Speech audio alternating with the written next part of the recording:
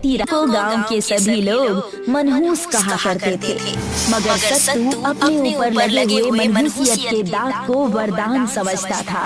एक दिन सत्तू हमेशा की तरह दोपहर के वक्त बाहर टहलने के लिए निकला कि तभी उसकी नजर मुखिया पर पड़ी, जो कि इस वक्त लस्सी पी रहा था। राम राम मुखिया जी, अकेले अकेले ही लस्सी पी रहे हो? तभी मुखिया को तेज खांसी आ गई। तुझसे कितनी बार कहा है सत्तू कि मेरे सामने मत आया कर।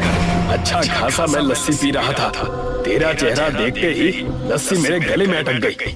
मैं तो आपका हाल चाल ले रहा था। एक तो वैसे ही गांव में 5 साल से बारिश नहीं हुई, अकाल पड़ा हुआ है, ऊपर से तेरे जैसा मनहूस इस गांव में रहता है। मुखिया की बात पर बगल में बैठा हुआ भीमा मुखिया से बोला, मुझे तो लगता है मुखिया जी कि ये सब अकाल सत्तू की मनहूसियत की वजह से ही पड़ा हुआ है। आप इसे बाहर क्यों नहीं निकाल देते? तुझे क्या लगता है भीमा, क्या मैंने इसे बाहर नहीं निकाला? मैं जब भी इसे बाहर निकालता हूँ रात में मेरे घर आ जाता है।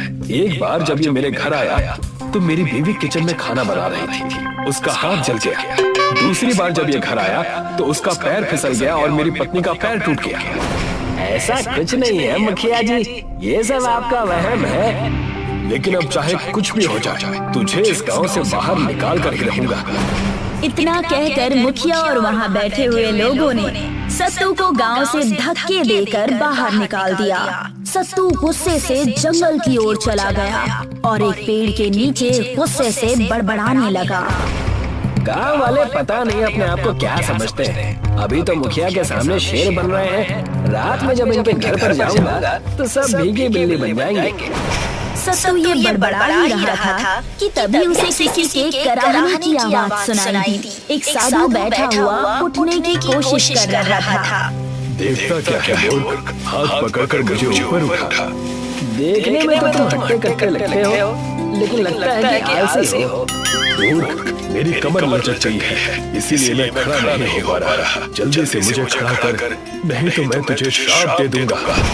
सत्तू ने साधु का हाथ पकड़कर उसे खड़ा कर दिया। साधु अपनी कमर पकड़कर वहाँ से जाने लगा कि तभी उसका पैर मिट्टी पर पड़ गया और वो गिर गया। ये देखकर सत्तू हंसने लगा। साधु गुस्से से उठकर खड़ा होकर बोला, मूर्ख, मेरी मदद करने की बजाय मुझ पर हंस रहा है। मैं कोई मामूली साधु नहीं, मैं तुझे श्राप दे दूंगा। अरे तुम मुझे क्या श्राप दोगे बाबा? मेरे ऊपर तो पहले ही मनहूसियत का दाग लगा हुआ है और सारे गांव वाले मुझे मनहूस कहते हैं। और तुम तो कह रहे थे कि तुम्हारी कमर लचक गई है, तुम तो खड़े हो गए। सत्तू की बात सुनकर साधु खुशी से हंसने लगा। पिछले 5 साल से मेरी कमर लचकी हुई थी, मेरा चलना फिरना हराम हो गया था।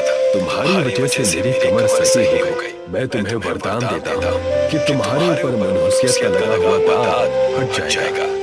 ना बाबा ना, ये वरदान दे रहे हो या श्राप? मनहूसियत के कई फायदे हैं बाबा, मुझे कोई काम नहीं करना पड़ता, मुफ्त का खाना मिल जाता है। मूर्ख, मनहूसियत कोई वरदान नहीं श्राप होता है। तूने मेरी मदद की है तो मैं भी तेरी मदद अवश्य करूंगा, क्योंकि मैं किसी का उधार नहीं रखता। इतना कहकर साधु मंत्र पढ़ने लगा। अचानक साधु के हाथ में एक चमकती हुई पगड़ी आ गई।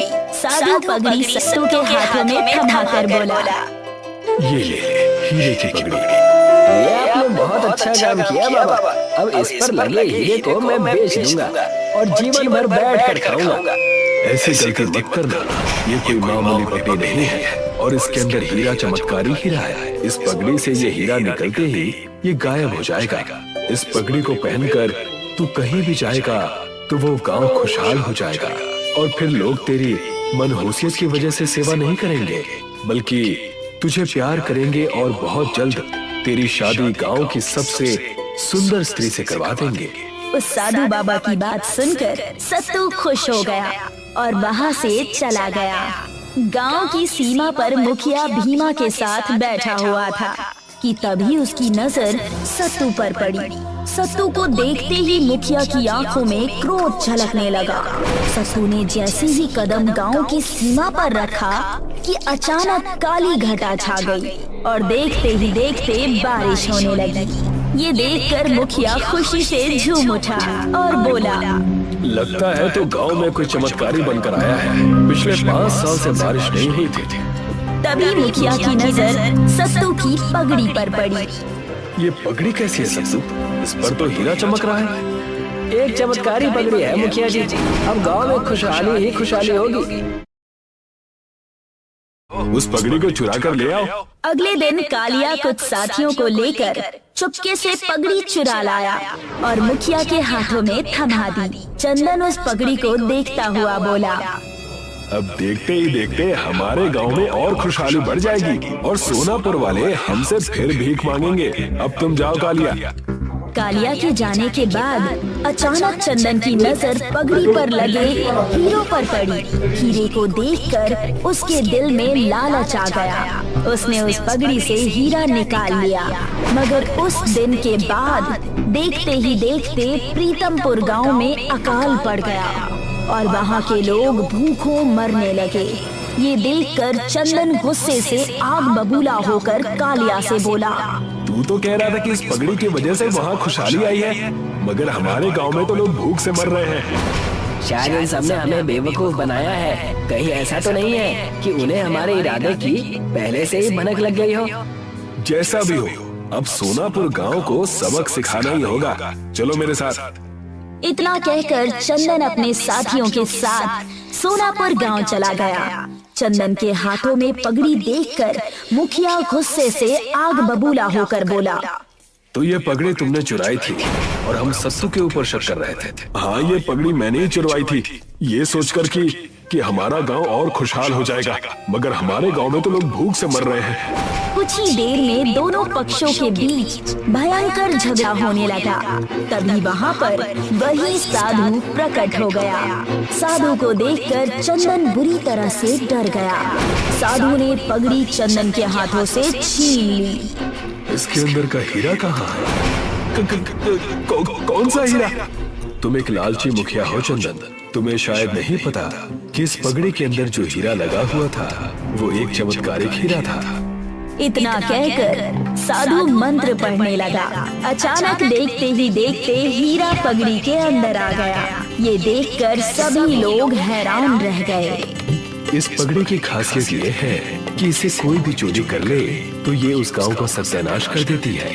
तुमने 2 गलतियां की, एक तो इस पगड़ी की चोरी की और दूसरा इसके अंदर रखे उस चमत्कारी हीरे को निकाल लिया। ये पगड़ी सत्तू की है और सत्तू की ही रहेगी। इतना कहकर साधु वहाँ से गायब हो गया। चंदन मुंह लटकाकर वहाँ से चला गया। उस दिन के बाद से प्रीतमपुर वाले सोनापुर वालों से अनाज मांगकर खाने लगे और वो हीरे की पगड़ी आज भी सत्तू बहुत संभाल कर रखता है। एक समय की बात है,